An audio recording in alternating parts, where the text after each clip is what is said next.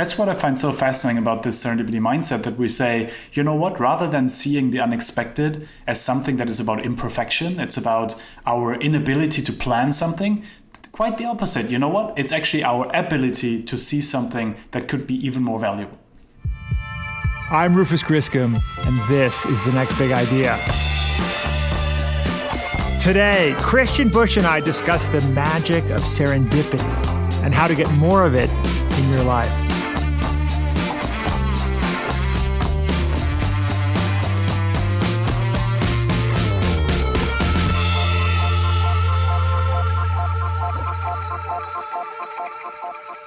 In the spring of 2017, on a beautiful sunny morning, I was eating breakfast at a cafe in the West Village.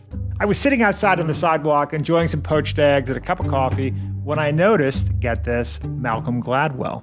He was sitting a few tables away, reading, scribbling some notes, just a legendary writer enjoying a solitary breakfast. At the time, I was working on an idea, a digital platform where readers and writers could connect in powerful new ways. I couldn't help thinking that Malcolm would be a perfect collaborator. But did I really want to interrupt him with a sales pitch while he was sipping coffee, clearly trying to work in peace? So I sat there, I'm sure you've been in this place, teetering back and forth. Should I talk to him? Should I not? Well, my eggs got cold. I think about this moment a lot, actually, and the reason I think about it, the reason the memory of it still fills me with glee and a little bit of fear, too, is that it so easily could have gone either way. So what did I do? I finally walked up and said, Malcolm, sorry to interrupt. I was thinking of you. I pitched him on the idea, and you know what? He liked it. This little moment has had a bigger impact on the last couple of years of my professional life than almost anything else I can think of. With Malcolm's help, we launched the Next Big Idea Club, and we're now working every day to improve the way ideas are delivered, the way readers and writers interact. That little decision resulted eventually in this podcast. If I'd fluttered a little longer, if I'd hesitated until Malcolm finished his coffee and left, then guess what? You wouldn't be listening to my voice right now. You may have heard of the butterfly effect in physics. It's the idea that in the physical world, one action, like a butterfly flapping its wings in Brazil, can trigger a cascading series of effects that ultimately result in a tornado in Texas. I've always wondered, what are the butterfly effects in our own individual lives? What small, haphazard decisions that we make, or others around us make, end up producing dramatic long-term effects? Christian Busch, a professor at NYU, has given this a lot more thought than most of us. It all started in high school. When Christian was 18, newly licensed, and living in Heidelberg, Germany, he challenged a friend to a game of chicken. I didn't see the traffic island in the middle of the street. And so I kind of, try to get around it, and I'm spinning around in the car and spinning. And I won't forget that, when you have this kind of moment where your life is literally kind of accelerating in front of your eyes, and then you have this complete feeling of powerlessness, like this complete feeling of, okay, this is it. It was one of those accidents where if things had been slightly different, it would have been game over. It left Christian shaken, as you can imagine, but it also gave him a new perspective. Christian concluded that chance plays a much larger role in our lives than most people imagine. This is important. We have to start with humility. We don't have the level of control that we think we do. If Christian is right, we should make decisions based on probability. We should live in a way that increases the possibility of chance playing in our favor. This is what Christian calls the serendipity mindset. He wrote a book about it, and we invited him to talk with us.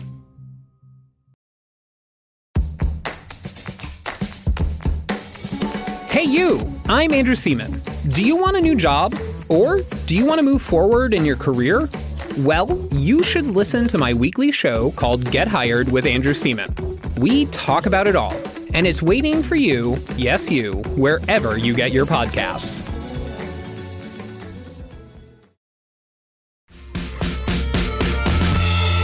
Christian, welcome to the Next Big Idea podcast. Thank you so much for having me. Well, Christian, I'm holding here a copy of your book, The Serendipity Mindset, The Art and Science of Creating Good Luck. Where did the word serendipity come from, and how do you define it? Yeah, it comes from an old fairy tale, actually, of a king who ruled the ancient country of Serendip, and who became concerned that his 3 sons were too privileged and sheltered and unprepared for the challenge of ruling the kingdom. And so he sent them on a journey, and they kind of discover all these unexpected things because they had this open mind and always kind of were curious. And so that really leads us also to that kind of idea of that serendipity really is about seeing something in the unexpected and then doing something with it and turning it into positive outcomes. And so it's very different from that blind luck, this kind of just being born into a loving family or so, things that we can't influence. But it's really this kind of smart luck that's about seeing and connecting the dots and really doing something with it. So, Christian, you have thoughtfully distilled 10 years of research and study that went into creating this book down to 5 ideas for the curious and busy listeners of the Next Big Idea podcast that they can apply to their lives. And I think we should just get right into it. Let's do it. We can create our own smart luck by setting ourselves up for the unexpected. We all tend to make plans and develop strategies, but in reality, our lives are often shaped by the unexpected. We then often see the unforeseen as a lucky or unlucky event that just happened to us.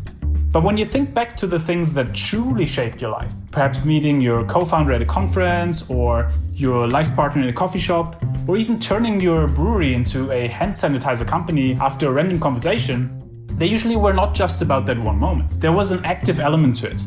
You had to seize that moment, you had to do something with it. Imagine the situation in a coffee shop where you accidentally spill coffee over a person. Happens with me all the time, given my slightly erratic hand movements.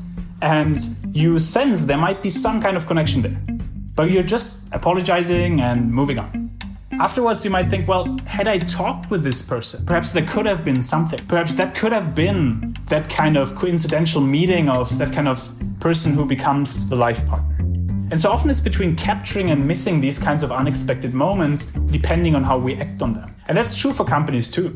When a Chinese white goods company had farmers complain that their washing machines were breaking down whenever they tried to wash their potatoes, instead of telling them to not wash their potatoes in it, they did the opposite. They said, okay, that is unexpected, but you know what? There's a lot of farmers out there and they might all benefit from this. And so that turned out to be this kind of innovative, lucky outcome that they produced.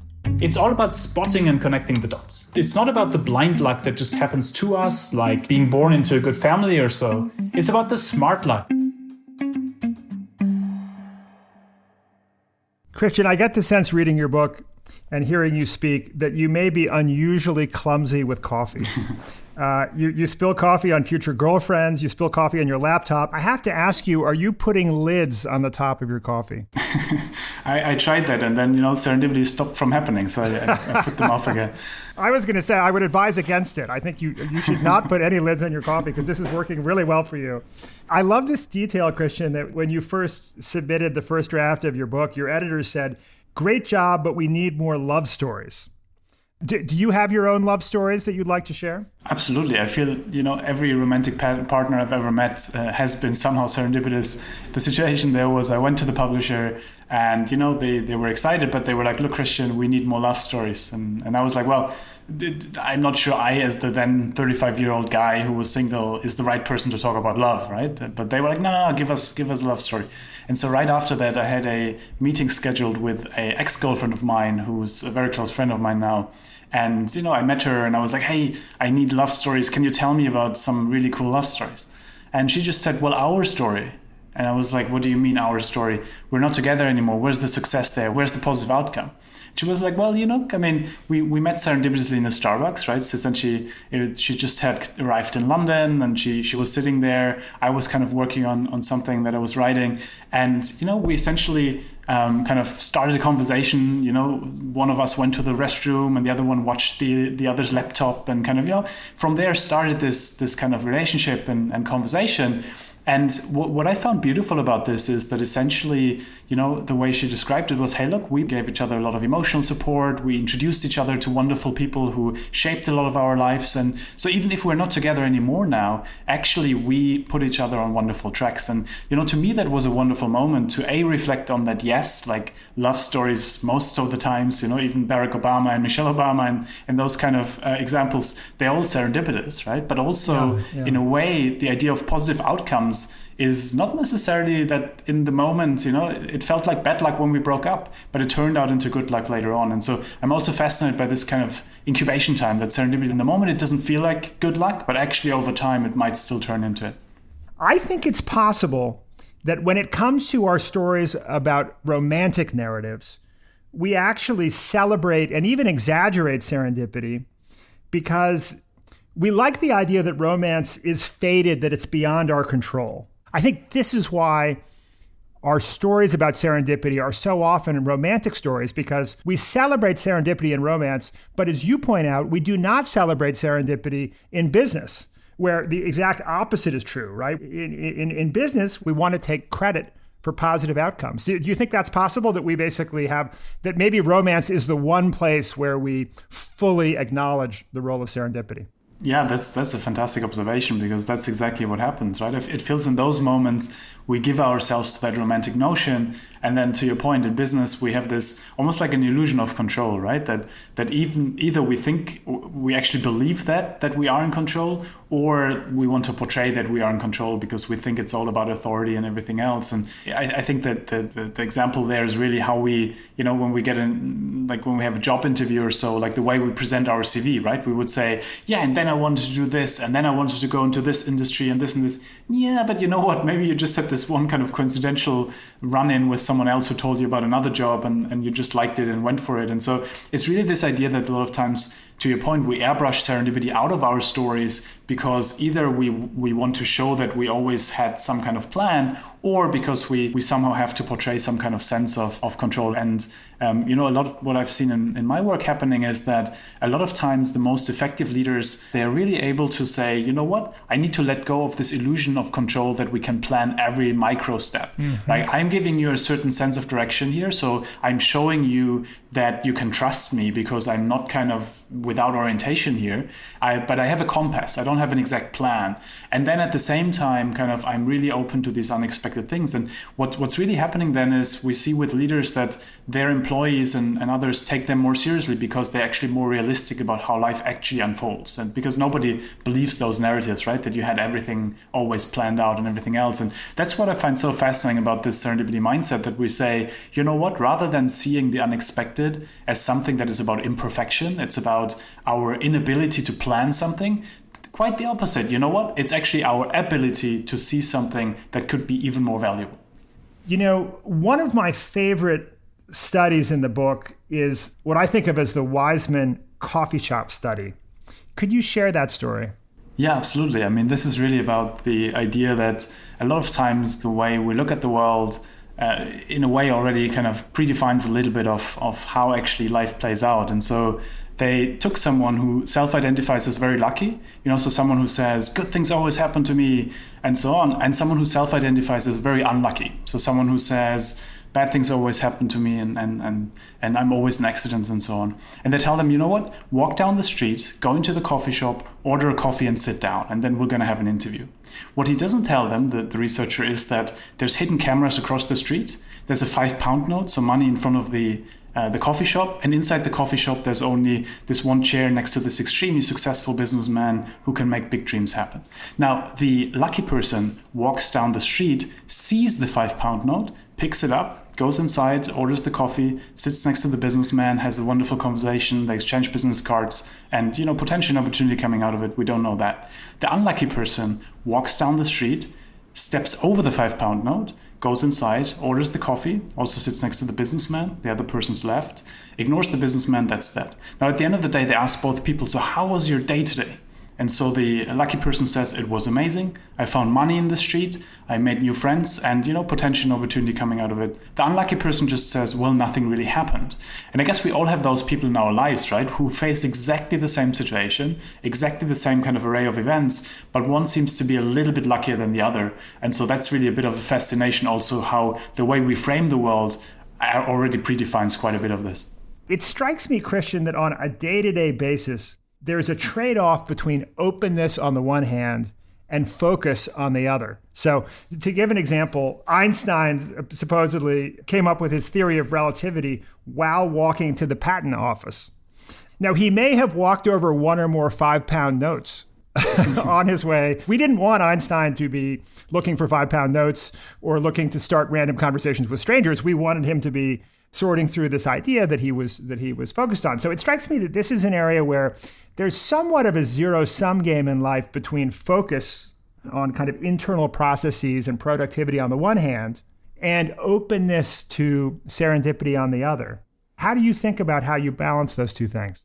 Absolutely. That's a great one. And I mean, as someone who had to repeat a year in high school because of not understanding things such as relativity, I actually would have loved him to not get there. But to your point, it's actually, I mean, it's fascinating, right? Because that's actually really at the core of it in terms of that question of, if you have people who tend to have a lot of serendipity in life, how do you not get distracted by it, right? How do you essentially make sure that you have some kind of filter that allows to really kind of navigate towards those things that really are aligned with who we want to be? There's a couple of things we can do. One is really, I've started doing a serendipity journal where essentially I'm writing down, okay, this is kind of like my core principles or the things like my kind of North Star, like something that I feel that's what I'm aiming for. So for example, in my case over the last years, it has been, I want to kind of develop this serendipity mindset, and then I want to inspire as many people as I can with this. And so when I now run into people and have a conversation, I try to connect every dot to that kind of theme in some way.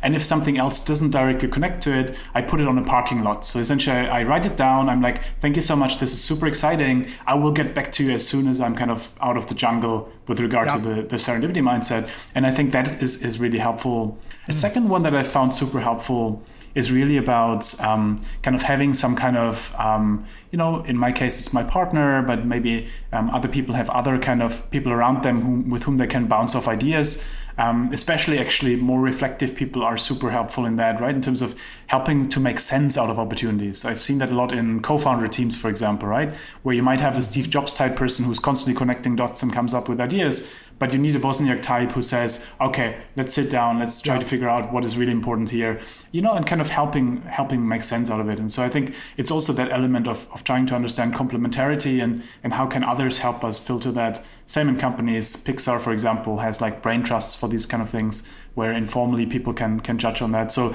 it's really this kind of building in those filters that I feel helps a lot. I have a number of policies in my life that have made it easier for me to shift between modalities of openness to new experiences, new people, new ideas, and focus. One example is I find airplanes, Christian, to be a place where the forced confinement can be an environment where I get an enormous amount done. However, I'm often curious about the person next to me. So the policy I've come up with is as soon as the captain says, we have begun our descent, I close my laptop, turn to my left or right, and say, is New York your home or are you visiting or whatever? And I start a conversation, and who knows, best case, I've met some fascinating new human being. Worst case, I spend 15 minutes learning about their French poodle, but it's only 15 minutes. I have an insurance policy. I think that sounds so smart also because you essentially do it in the end, right? So you, in a way, you can't get stuck if there's a conversation where you don't want to get stuck with, right? So it's I really like that idea. Yeah. 15 minutes max. Another observation I would make is that I think a lot of people do suffer from too much focus. And there's been a lot of enthusiasm around developing good habits. And of course, I have children and I'm trying to encourage them to develop good habits because habits are sort of algorithms for productivity, right? If you exercise first thing every morning, you crank several hours of work, whatever it is. But the problem I find is that if you run too many of these habit algorithms, you shut out serendipity. Yeah, I have like a couple of routines around how in the morning, which is actually something I've learned from Paul Graham, who has this amazing thing around maker versus manager schedule. Yes. And it's really this idea that you want to have some kind of protected space that literally is just about routines, and like that is the non-negotiable, but then also you want to have that kind of open mind space, right? And in my case, for example, what I'm doing is in the morning I'm on a maker schedule where I protect a couple of hours of my time where I'm just kind of like creative, and I don't check emails, I don't take calls and anything else, because that's where I don't want to have serendipity. That's where I just literally want to have productivity, because every call is not only the 5 minutes of the call, but it's the half an hour getting back into the work again, and then feeling frustrated that we didn't get enough done, and then the whole day is essentially done, right? Versus if you know you did 3 hours, then the rest of the day is so relaxed, right? Because you're like, yeah, I got the important stuff done already. Now everything else can be a bit more open-minded. And so I actually highly recommend Paul Graham's post around Maker versus Manager schedule, because I feel like it completely changed my life in terms of because I feel everyone's always busy, but only very few people are actually productive, right? And so it's really about saying, how do I do both? I actually am on the exact same schedule you are, Christian, which I recommend. So, Christian, I think we're ready for idea number 2. What do you think? Yeah, absolutely. We can seed serendipity triggers. Imagine being at a virtual conference and meeting a new person. Many of us might go on autopilot and ask the dreaded, "So what do you do?" question.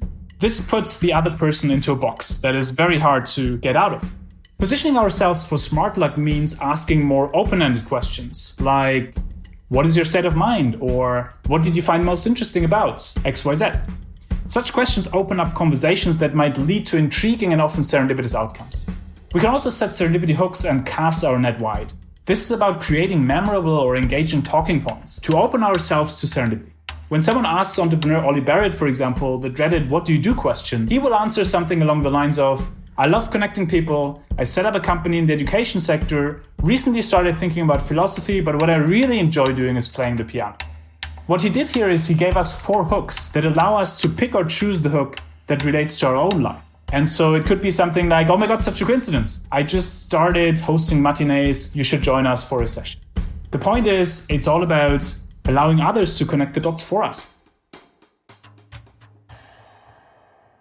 I love this example, and it really is one of the most practical things one can do, because so many of us we all really are to some degree on autopilot in far too many of our conversations, right? Where we're just sort of having the same exchanges. How are you? Fine. What do you do? How's the weather? Or whatever it is, And so often we're just missing the opportunity to connect with people. How else can we improve on our conversations?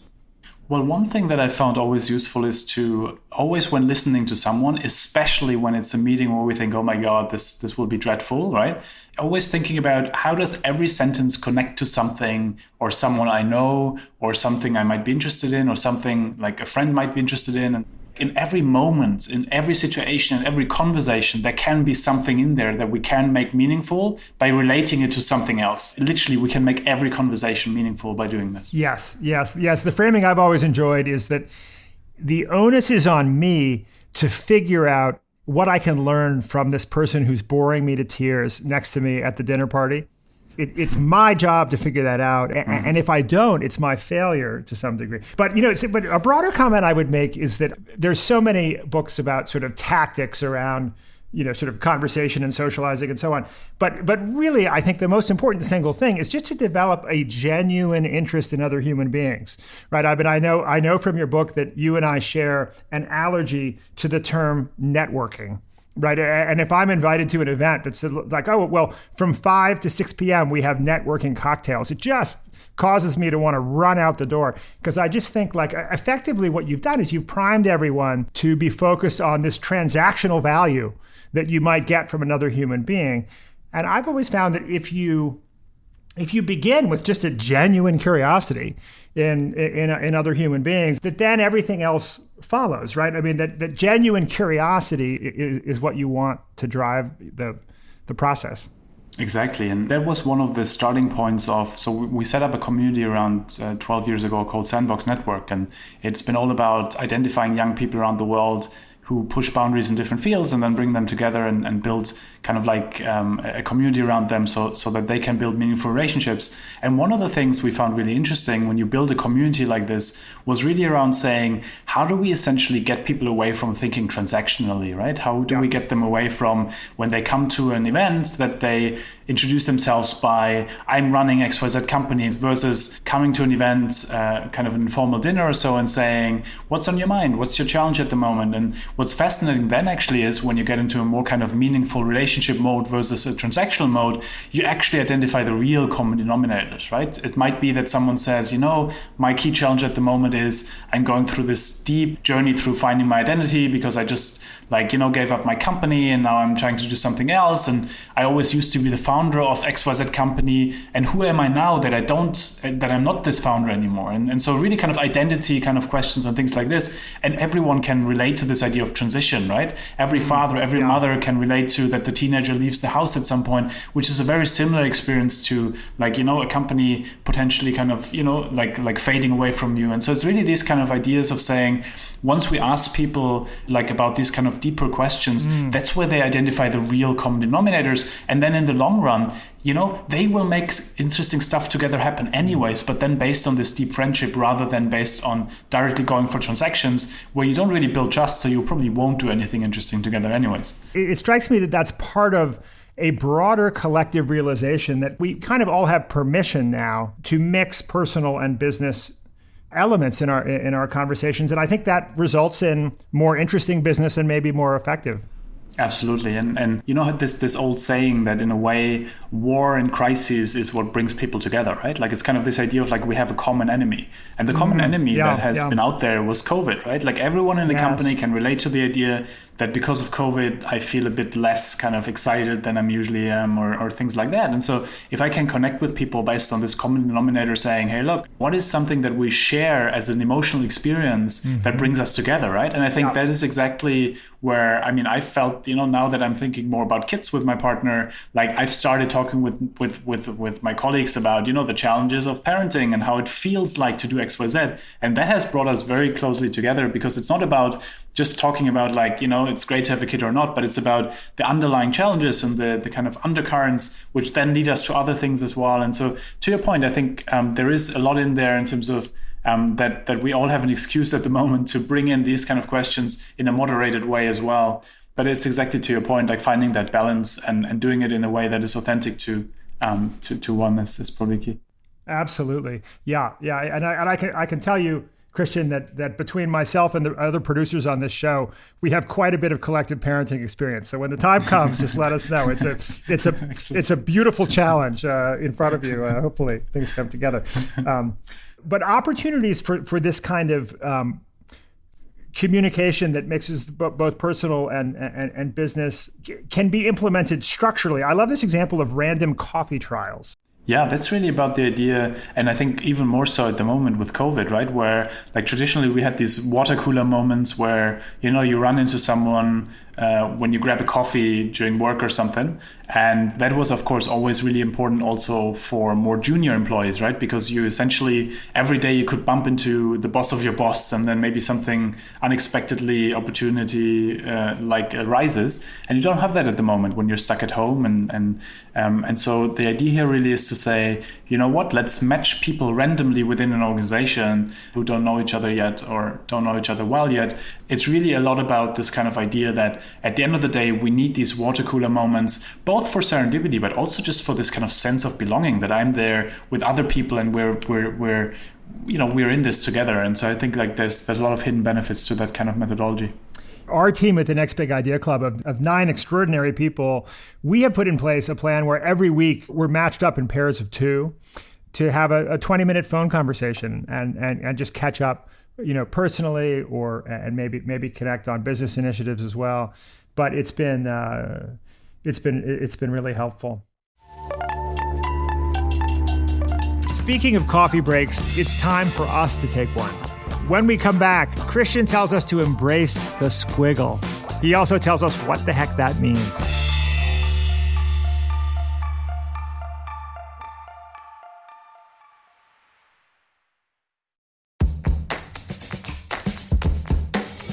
Hey you, I'm Andrew Seaman.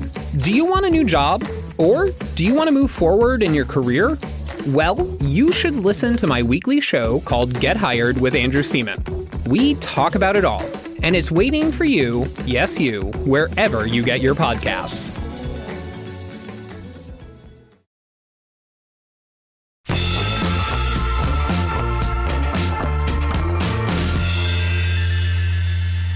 Welcome back to The Next Big Idea. Christian has already told us how to create smart luck and seed serendipity triggers. Now, in his third big idea, he says we should stop pretending we have everything under control. Instead of pretending we have everything mapped out, what we really need to do is a good compass and a readiness for the unexpected. We often treat life as linear and controllable, even though it is filled with twists and turns. We often feel the pressure to convey that we have everything under control, but we often are not in control. And so often only if we let go of the illusion that we can control everything, serendipity actually becomes possible. Research shows that inspiring leaders often balance a sense of direction with an appreciation of the unknown.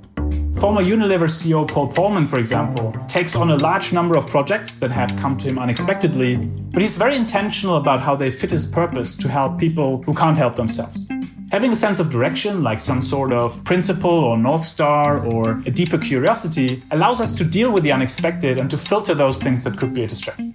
Instead of pretending that we had it all figured out from the beginning and that serendipity is about a loss of control, cultivating serendipity actually is about gaining serendipity and gaining control over uncertainty.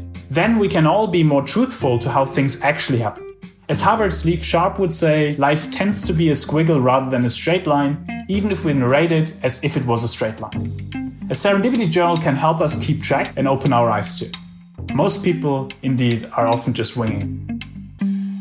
I love the Leif Sharp conclusion that she basically says, right, that we start with this original plan, which is a straight line to our destination. If you dig into what really happens, it ends up being, as you say, this circuitous, squiggly line of trying to figure it out. But then retroactively, we tell an official story, which is a linear line, right? And so you might ask, well, what's wrong with that? Why not allow ourselves to fantasize that it was a straight line all along? Well, the problem is, having built a few startup businesses myself, it can result in people feeling overly dejected when the journey is circuitous, when the journey is squiggly, because we don't acknowledge that that's how it works, right? That's how it happens. And so I think being rigorous about telling ourselves more accurate stories about what the journey looks like is important. Exactly. And that's where it gets really interesting, I think, in terms of that I feel, especially in organizations, right? But also in families and other groups, a lot of times, especially when things don't work out, we just try to hide them away, right? We try to say that wasn't part of the narrative.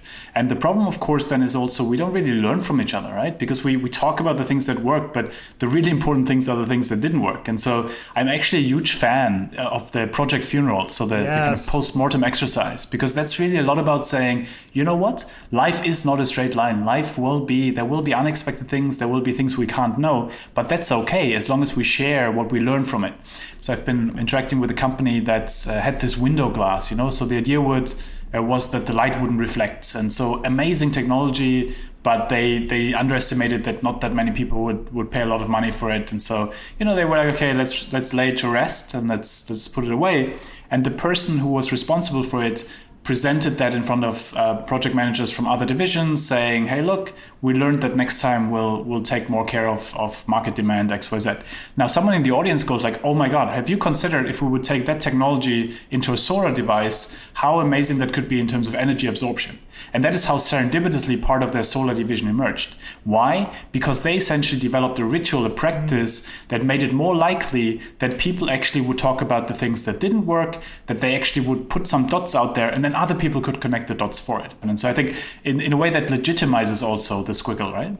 Yes. I love product funerals, and that's one of several takeaways I've gotten from your book that we will implement in our business.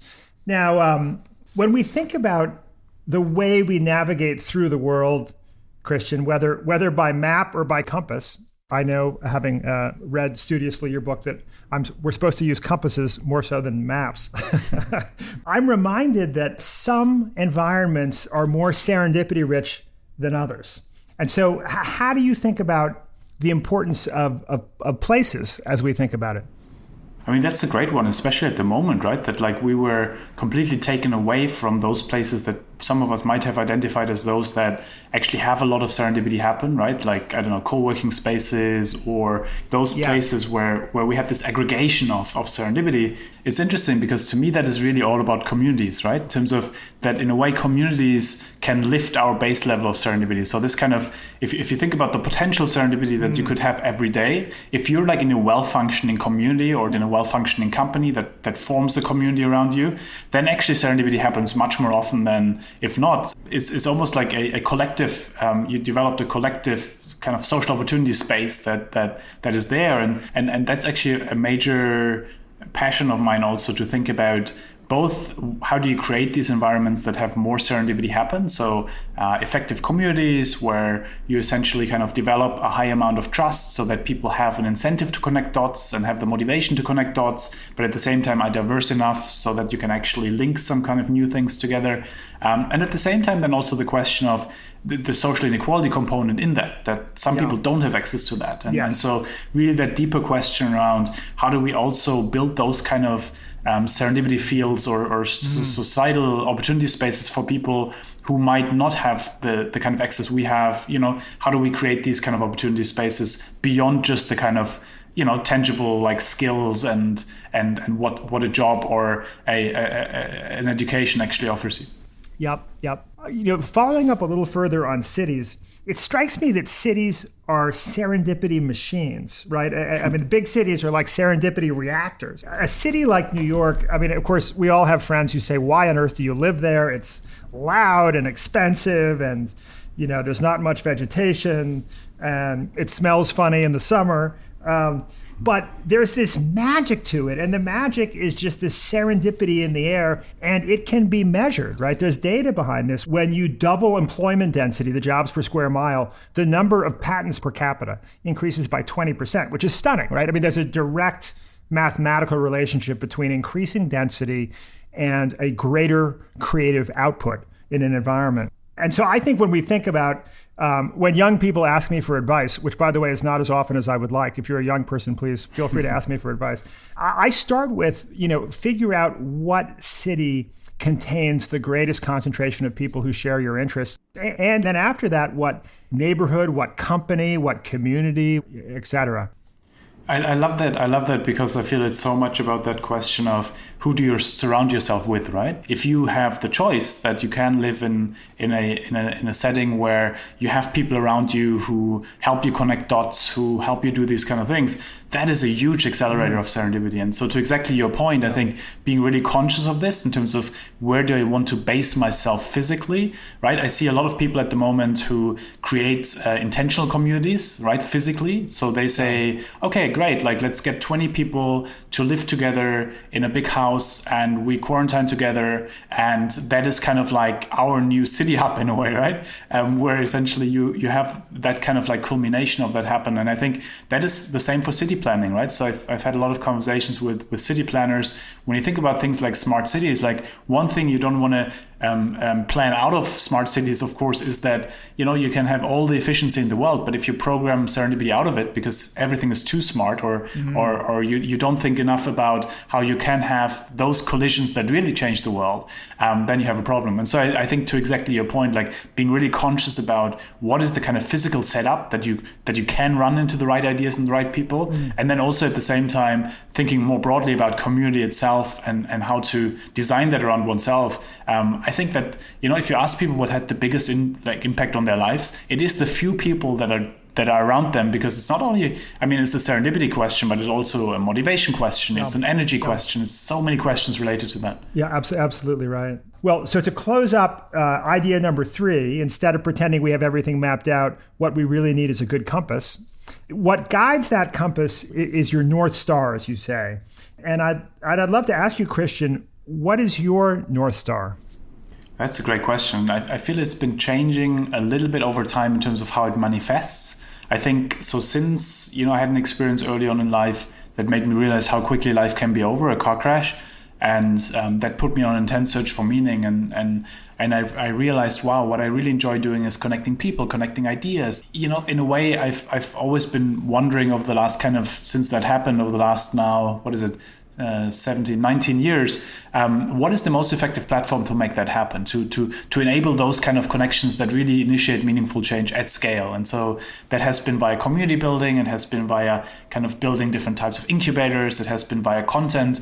But I feel like there's this constant kind of question at the back of my mind of, okay, is this really what could be, or could there be more? And I also to the detriment of at some point, and that's probably for a red wine conversation at some point, but this idea of that I feel I've seen something in me that I've seen in others as well who are very driven by their passion, that we've been very kind of driven by a search for meaning and by this kind of feeling meaningful, and less by kind of this idea of contentness, which obviously then a lot of times translates into happiness, kind of being in the moment, being very kind of anchored. And so I feel like I've always been fascinated by this idea that I feel my North Star is about this kind of, how can I be part of developing impactful platforms that connect ideas, connect people, and really make stuff happen. And the book now was essentially a beautiful excuse to put that all together. And at the same time then wondering, how would it be to take a bit more time, to anchor a bit more, to feel more quote unquote content? But then also always saying, if I'm too content, I don't feel the discomfort to actually make more things happen. And so it's this interesting kind of tension from time to time. Yeah, we're wired to be discontent, and yet we're not always happy about it. And so would you say that you didn't have a North Star before the car crash? Was that near-death experience critical to placing a North Star for you? It was, in the sense that, when I was a kid, I had a lot of energy and I channeled it usually into very questionable pursuits, I tested so many boundaries and so many things. And, I had to repeat a year in high school. I was kicked out of school. Like, there were a lot of kind of things that essentially I didn't have a real clear sense of direction of what to do with all that energy. But that kind of car accident, I will never forget the policeman who came to the scene and who was like, oh, wow, he's still alive, and asking yourself all these questions like, if I would have died, who would have come to my funeral? Who would have cared? Was it all worth it? And like all these weird questions, I think that definitely kind of triggered a lot of this kind of idea of, okay, let me find something that next time if I run in front of a car, it was worth it. And so it's really kind of this journey that now like resulted in giving me some kind of North Star. And, since then I've talked with a lot of people who had similar experiences in their life where the starting point is like a really dire situation. And then from there is this kind of journey. And now I'm very grateful for having had that moment. But again, it could have played out very differently, I assume. So this, I think, brings us to idea number 4. We need to focus on opportunity rather than limitation. Once we look at how to make the best out of whatever is at hand, the most creative and serendipitous solutions emerge. That's when breweries use their alcohol to make hand sanitizers during COVID-19, design companies start producing face masks, or artists who had their performance cancelled start capturing new audiences by teaching an instrument online. One of my favorite organizations that does this is Reconstruction Living Labs, an organization in the Cape Flats who developed a low-income methodology that allows people to develop their own skills, companies, and platforms. The team's core question when going into a new resource-scarce community is, what is already here? Taking whatever is at hand, looking at it afresh, and recombining it with other objects, skills, people, or ideas frequently leads them to have more unimagined ideas and insights, and really a profound change in outlook. Then, for example, you look at an abandoned garage and you see a potential training center, or you see a former drug addict who might be a potential teacher. And so, in a way, what were liabilities become assets or potential contributors, and the situation is being reframed from one of passivity and powerlessness to one of activity and opportunity. But of course, our starting positions when it comes to potential serendipity are extremely different, and we all need to work also on tackling structural inequalities, and that goes really hand in hand with working on our mindsets. What's so interesting about a moment like COVID-19, as you point out, is that there's some forms of the unexpected that hit all of us at once, right, at the same time. And it enables a kind of large-scale case study of how people respond to the same situation. Now, of course, it must be said that the impact of COVID-19 has been much more severe for certain business sectors and for certain communities around the world. But it's also true that moments like this can be celebrations of human creativity. And I love all these examples that you talk about, the breweries making hand sanitizer. And of course, you also go on to describe all these wonderful inadvertent inventions, right, that were the result of accident Viagra, penicillin, Play-Doh, Post-it notes. Which are your favorites among these? I mean, I think it's the case that in the case of Viagra, they were researching treatments for a heart condition, angina. Yeah, Viagra is one of my absolute favorites because it's such a beautiful example of something that could have been really awkward. So essentially they gave medication to people who had angina, and they realized, the researchers, that there was some kind of like movement happening in the trouser department of the male participants. And what would we usually do? We would say, oh my God, that is so embarrassing. So let's either ignore it or let's try to cure that side effect, right? Let's get rid of that side effect. They did the opposite. They said, you know what, that is unexpected, but there might be a lot of men in the world who might have a similar problem in that department or have a problem in that department. So why don't we focus on this and make it happen? And that's how Viagra evolved. And that's how a lot of these kind of inventions and innovations evolve, where essentially you were looking for something particular, but then something completely different comes up and you're like, oh, actually, that might be more interesting. I love to think about what the researchers were writing on their researcher notepads. Maybe it was motion in the trouser department. What's interesting is these are not just hand-picked examples, but this is actually how a large portion of innovation happens, right? I think you say in the book that around 50% of inventions are a result of serendipitous occurrences. And in management, roughly 50% of what happens is due to unexplained variance. Am I getting that right? Exactly. And that's the fascinating thing, right? We airbrush it out of our histories because if I'm the inventor, I want to say, yes, like I wanted to come up with this and I came up with it, versus like, oh, I just stumbled over it.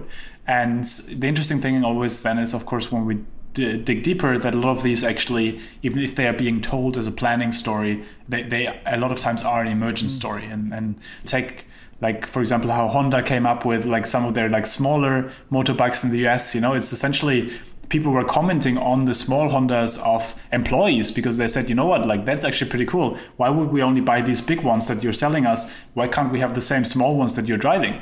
And, you know, some people made that a serendipity story, others made that a planning story, right. But it's always interesting to see how, you know, there's incentives to airbrush it out of story, but also sometimes, to your point, love stories, there's an incentive to brush it into it. And so it's always interesting to see those kind of conversations. But I think one way, maybe to your point, to distinguish those that I always find interesting is really looking into things like counterfactuals. So things such as what could have happened and how did it unfold? And we can really see when in the process it broke down, when we missed that serendipity versus when it happened. And you know, we can all do that in our own lives, right? That's where I think the Serendipity Journal again comes in to say, let's be realistic when we trace back our moments and then try to see the pattern. And that can help us then to have even more of it, or to maybe strengthen our muscle a little bit in some areas and so on.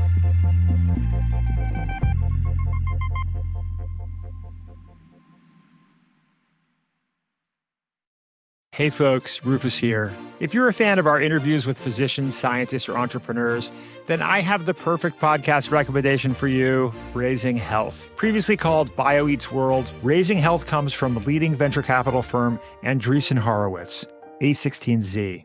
Each episode, Raising Health dives deep into the heart of healthcare, biotech, and AI with A16Z general partners. Along the way, they explore the real challenges and opportunities in health and biotech entrepreneurship. Not to mention, you'll hear raw insights and actionable advice from notable guests like Omada CEO and co-founder Sean Duffy, and AI expert and In-Sitro CEO Daphne Kohler. Don't miss out. Follow Raising Health wherever you get your podcasts.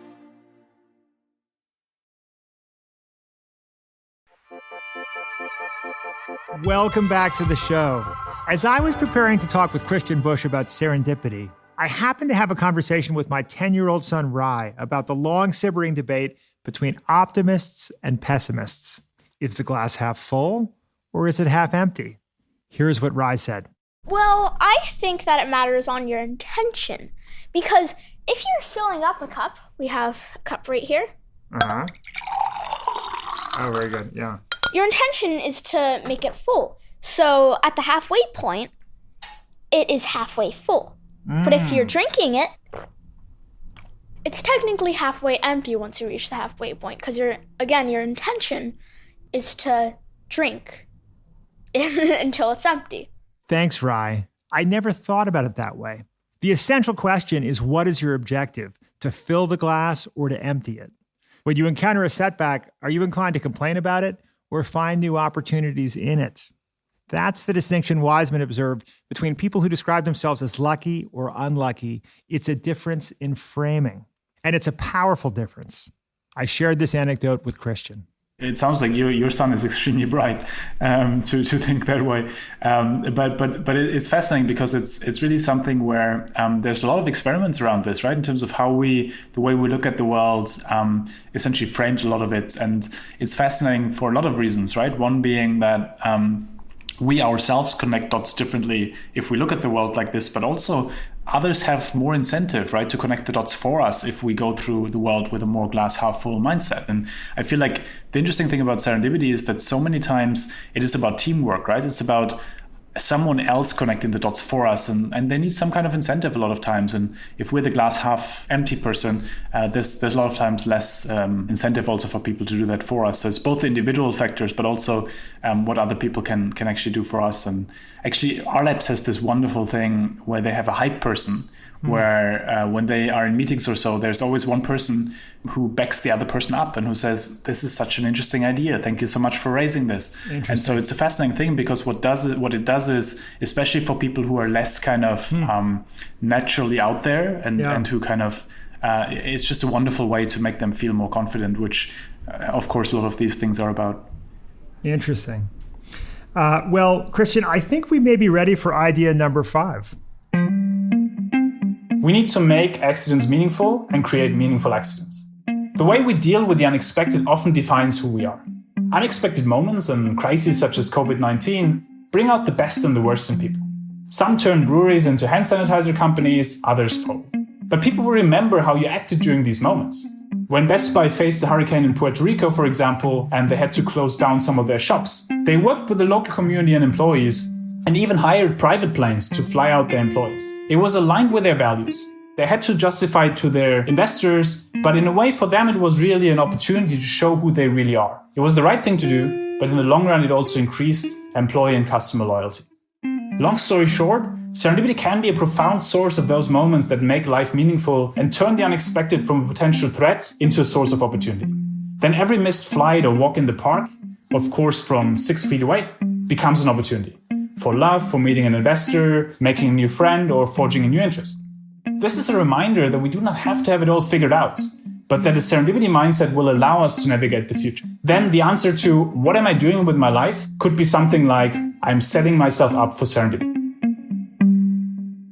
I have a story, Christian, that I think you'll enjoy. When I started my first business, Nerve.com, it was meant to be a smart magazine about sex and culture. It was kind of a rakish new zine in the early years of the internet. And at the time, Wired magazine was like the hottest thing in the world because it had just launched and it was chronicling this emerging internet and digital revolution. And Louis Rossetto was the founder of Wired magazine and was kind of a hero of mine at the time. So I reached out to him. I managed to get a breakfast with him. I told him all about, my plans to build this new digital media company. And he took an interest, but he demurred. When I invited him to be one of our early investors, he said, sorry, I'm not investing right now. I followed up and I said, Louis, your name and reputation would be so useful to us as a fledgling company that though normally our minimum is $25,000, we would accept $1,000 of an investment from you just as a symbolic gesture to express to the community that you have an interest in what we're doing. And he said, well, I can't turn that down. Here's a check for $1,000. Well, 2 months later, he had been reading all these newspaper articles about how Louis Rossetto and several other people I got through similar tactics had invested in this fledgling Nerve.com. And so I got in the mail a letter that said, Dear Rufus, I've enclosed a check for $24,000. People keep asking me how much money I invested in your company because you've gotten so much press. And I just felt that I was embarrassed to say I've only invested $1,000. So here's $24,000. And so I think if you could make the hurdle as low as possible to get engagement through serendipity, make it easy for people. Don't ask for too much. you can get more engagement perhaps. I love this example because it's so much about saying, you know what, nobody's out of reach, right? And especially the most senior people a lot of times are actually, I've found that an interesting paradox. And I don't know if you found that similar, but the most senior people sometimes are easier to engage than the a little bit less senior, because essentially they've already made it versus the less senior one still is on the rat race. So I found it fascinating, to think about how do you essentially then, especially when you have people who are from less privileged backgrounds, how can they make use of this? So for example, some of the kids I've been working with who come out of less privileged environments, one thing we said was, you know what? Next time there's a public event somewhere and you have an extremely inspirational speaker, you will be the one asking the first question. And the way you do that is when the moderator asks, so who has a question, you stand up energetically so that they can't ignore you. And then you ask a question. The way you do that is to say, thank you so very much for this wonderful point. And so essentially making it all about the speaker, to your point of flattery, right? That is really the kind of most important thing, that it's about the person. And then as someone who just went through XYZ, so seeding something about us, like setting some kind of hook there, whatever we feel comfortable sharing, whatever is relevant in that setting. And then I wanted to ask you for advice about XYZ.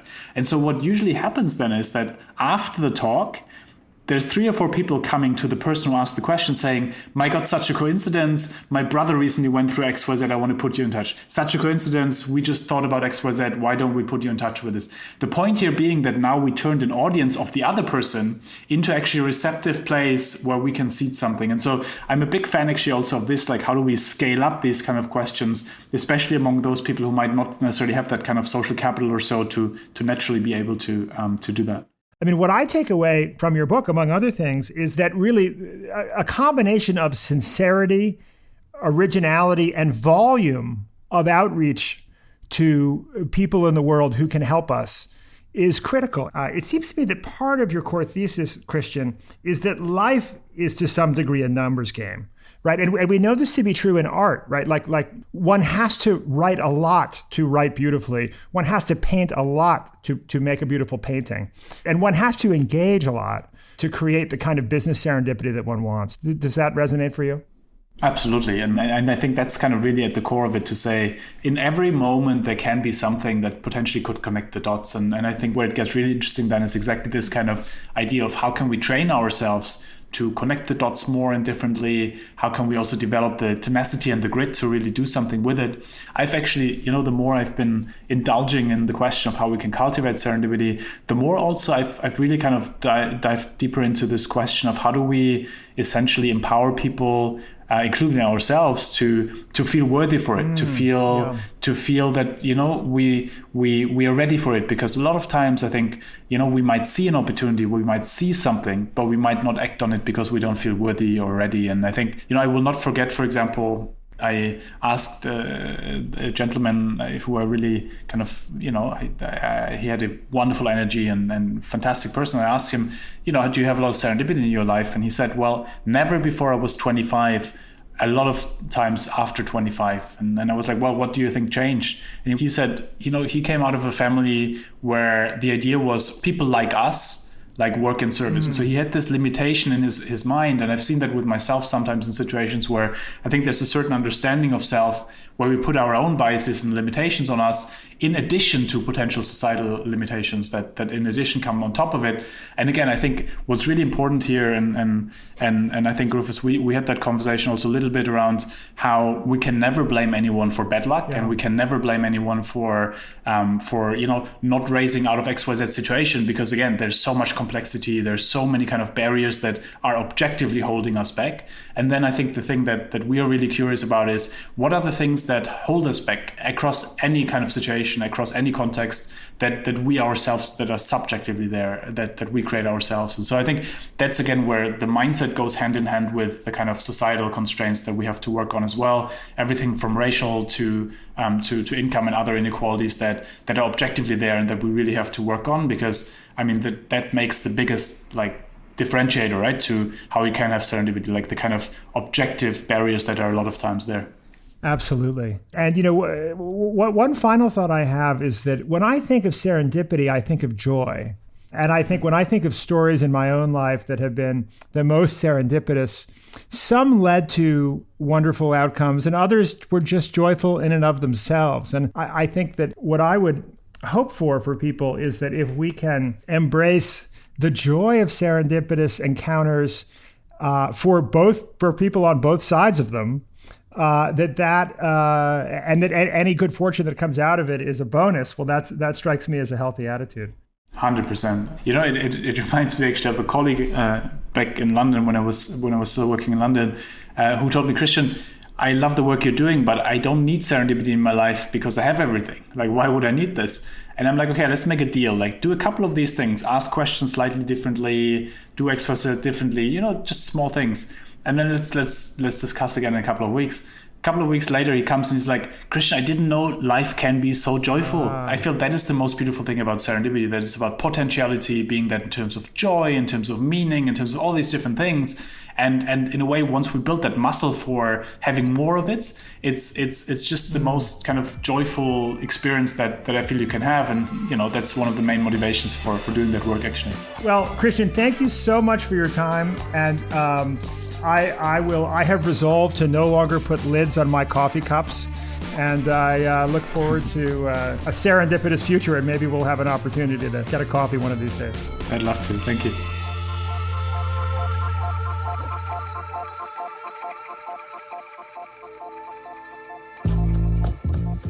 Remember that digital platform for readers and writers that I pitched to Malcolm in the middle of his serene breakfast at the top of the show? Well, 3 years later, it has blossomed into a vibrant community. Check it out at nextbigideaclub.com/podcast. Join now and get 3 months of membership absolutely free. That's nextbigideaclub.com/podcast. Special thanks to Christian Busch. You can grab a copy of The Serendipity Mindset at your favorite local bookstore. And while you're there, why not seed a few serendipity triggers? Here at the Next Big Idea Club, we make smart luck every week thanks to our crack team. Our executive serendipitors are Caleb Bissinger and Michael Kovnat. Theme music is by Costa Galanopoulos. Sound design by Mike Toda. I'm Rufus Griscom. See you next week.